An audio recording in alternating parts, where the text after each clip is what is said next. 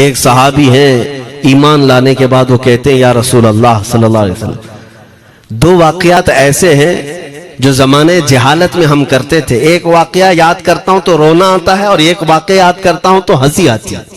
حضور نے فرمایا وہ دونوں کیا ہیں بتاؤ؟ انہوں نے کہا پہلا واقعہ تو یہ ہے جس کو یاد کر کے روتا ہوں کہ جوانی میں جب ہمارے گھر بیٹی پیدا ہوتی تھی تو ہم اس کا گردن مروڑ کر دفن کر دیتے تھے۔ آج مجھے وہ بات یاد آتی ہے تو رونا آتا ہے کہ ہم نے ایسے کئی بچیوں کو دفن کر دیا۔ عرب والے داماد بنانا نہیں چاہتے تھے اور بیٹیوں کو پہلے ہی مار دیتے تھے۔ یہ وہ صحابی کہتے ہیں اب یاد آتی ہے بات تو رونا آتا ہے۔ میرے آقا صلی اللہ علیہ وسلم نے فرمایا پھر ہنسی کس بات پر آتی ہے؟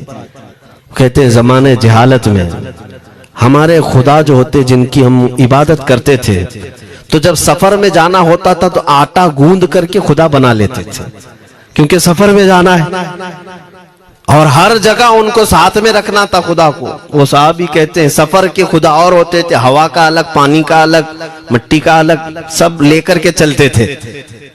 پھر حضور نے فرمایا ہنسی کس بات پر آتی ہے؟ وہ کہتے ہیں بیچ راستے میں اگر کھانا ختم ہوا تو کبھی خدا کا ہاتھ توڑ کے کھاتے تھے، کبھی پیر توڑ کے کھاتے تھے۔